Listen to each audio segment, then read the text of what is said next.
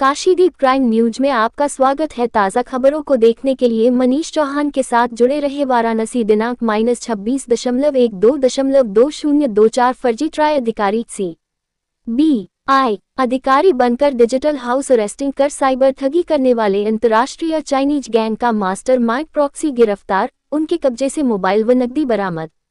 दिनांक 4 दिसंबर 2024 को बादी श्री अनुज कुमार यादव पुत्र स्व शून्य इंद्रदेव यादव निवासी माधव नगर कॉलोनी, सारनाथ, कमिश्नरेट वाराणसी द्वारा थाना हाजा पर उपस्थित होकर प्रार्थना पत्र इस आशय से प्रस्तुत किया गया कि साइबर अपराधियों द्वारा उनके साथ फर्जी ट्राई अधिकारी CBI अधिकारी बनकर उनकी डिजिटल हाउस अरेस्टिंग कर उनके साथ कुल करीब 98 लाख रुपए की साइबर ठगी कर ली गई है, जिस पर थाना हाजा पर मु 0-0-124/2024 धारा 308 टू 318 टू 318 4 338 336 3 340 2 BNS व 66 DIT एक्ट पंजीकृत किया गया, जिसकी विवेचना प्रभारी निरीक्षक साइबर क्राइम थाना विजय कुमार यादव द्वारा की जा रही है।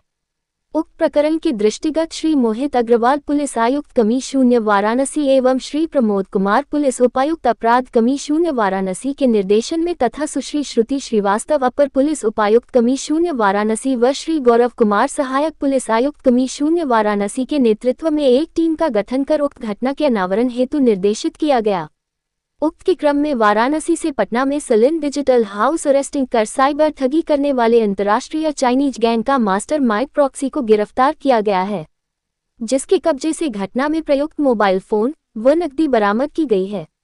अपराध करने का तरीका: साइबर अपराधियों द्वारा सर्वप्रथम फर्जी ट्राई अधिकारी CBI अधिकारी बनकर लोगों को उनक मोबाइल नंबर 0 पर वर्चुअल नंबर 0 से कॉल कर उनके नाम पर फर्जी सिम के जारी होने तथा उस सिम का अवैध गतिविधियों में लिप्त होने का झांसा देते हुए उनकी डिजिटल हाउस अरेस्टिंग कर वेरिफिकेशन के नाम पर तथाकथित RBI के बैंक खातों में पैसा ट्रांसफर कर लिया जाता है। उन पैसों को साइबर अपराधियों द्वारा फर्जी गेमिंग एप्लीकेशन में यूजर्स को पेआउट के नाम पर ट्रांसफर कर दिया जाता है। इस तकनीकी में साइबर अपराधियों द्वारा CS व EIP सर्विसेज का इस्तेमाल करते हुए OTP प्राप्त करने के लिए SMS फॉरवर्ड एप्लीकेशन जैसे ड्रैगन SMS आदि का प्रयोग किया जाता है तथा अपनी पहचान छिपाने के उद्देश्य से इस तरह की घटना में फर्जी म्यूल बैंक खातों, फर्जी सिम कार्ड व डिजिटल फुटप्रिंट से बचने के लिए वर्चुअल मशीन का प्रयोग किया जाता है। गिरफ्तार अभियुक्त निजाम अहमद उर्फ प्रॉक्सी के द्वारा अपने नीचे 3 से 4 लेयर में एजेंट रखा गया है, जिनसे बैंक में खाता खुलवाना, उन बैंक खातों में इंटरनेट बैंकिंग आदि बनाना तथा खाता धारकों को विभिन्न राज्यों में अपनी सुविधानुसार ले जाकर उनके बैंक खातों की टेस्टिंग कराना जैसे आदि कार्य कराया जाता है। उपरोक्त के माध्यम से एक्सेस प्राप्त करने के पश्चात अभियुक्त प्रॉक्सी के द्वारा अपने विदेशी साथियों के साथ मिलकर वर्चुअल मशीन से साइबर ठगी के पैसों को गेमिंग एप्लीकेशन में ट्रांसफर कर दिया जाता है।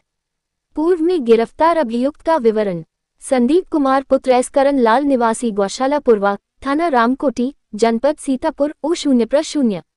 जायसवाल पुत्र कृष्ण जन्म जायसवाल निवासी चकिया, जनपद चंदौली, U0-0। विकास सिंह पटेल पुत्र दिनेश कुमार सिंह पटेल निवासी हाथीपुर, थाना चुनार, जनपद मिर्जापुर, U0-0। कुणाल सिंह पटेल पुत्र शिवशंकर निवासी मगरहा, थाना चुनार, जनपद मिर्जापुर, U0-0। संजय यादव पुत्र स्व शून्य चंद्रदेव यादव निवासी ग्राम लालपुर, पो जलालपुर, जनपद जौनपुर, U0-0। मनीष चौहान की रिपोर्ट, वाराणसी।